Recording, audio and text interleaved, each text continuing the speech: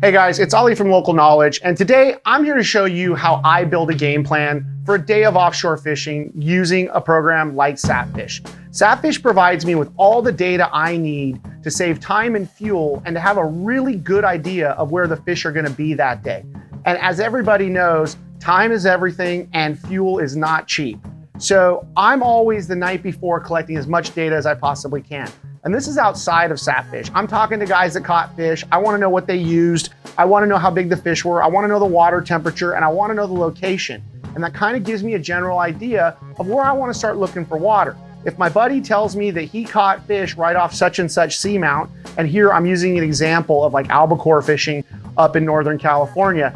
You know, if the guy said I was at the Hussainy Knoll, I'm gonna look at that spot where he fished that day. I'm gonna use yesterday's chart when he was there, and I'm gonna kind of figure out what the water temperature was, what the clarity was.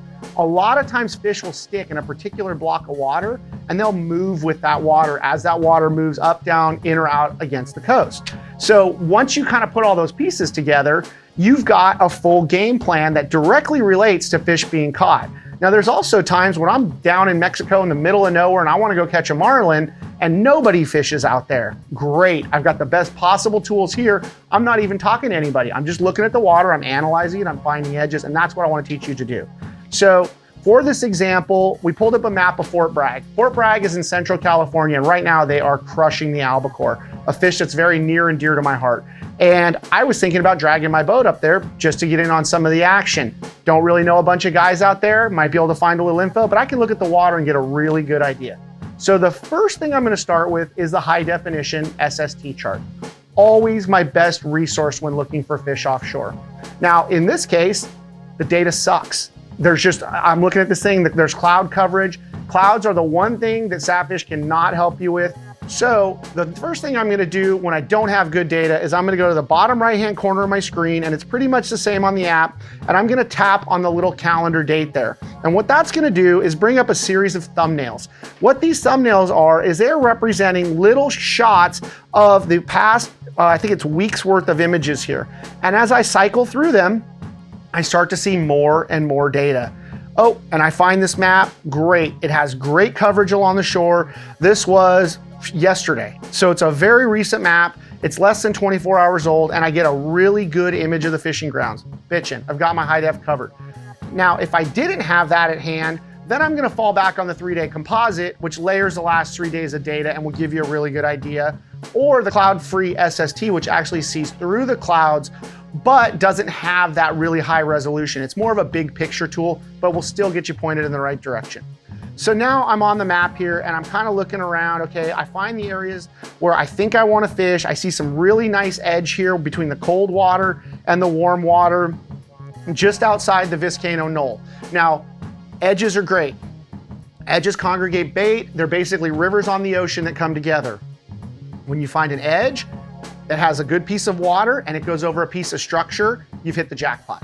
I can't tell you how many times we'll get a hard temperature break over one of our local seamounts here off of San Diego. We see that edge, we check the water clarity, we run out there, you put the lures in, and you're bit.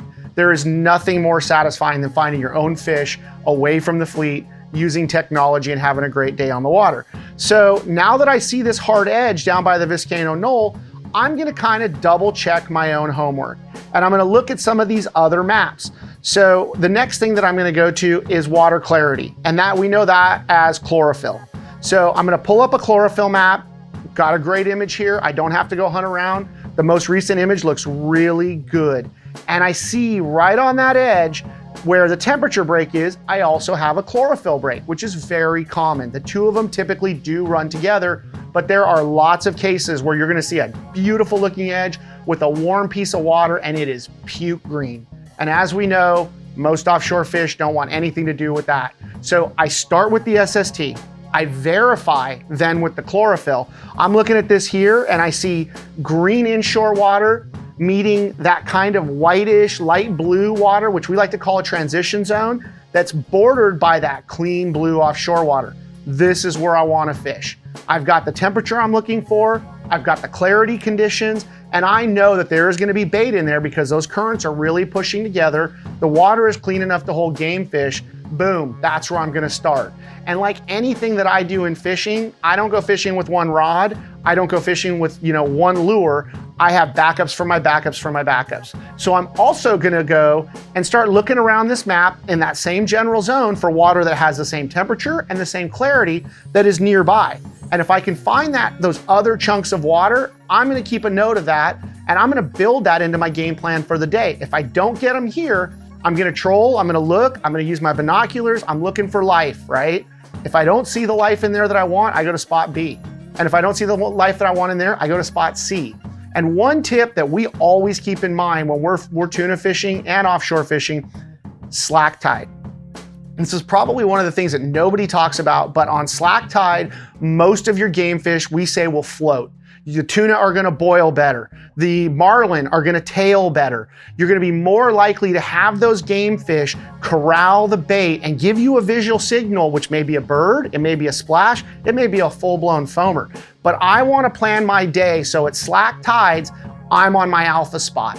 I'm on my Bravo spot. Whatever those spots are, I do want to time that to time of day because we've all seen it, right? You're out there trolling the same piece of water all day long, zigzagging, little mark here, little mark there, bird picks, but no real sign of life and you're not catching fish. And then what happens? Somebody flips the dinner bell. That dinner bell is typically the tide. Usually it's a high slack, which is our favorite, but also a low slack will do it. I want to put myself in a position to succeed every time I go out on the water, and I don't want to waste time and I don't want to waste fuel, and Satfish helps me do that.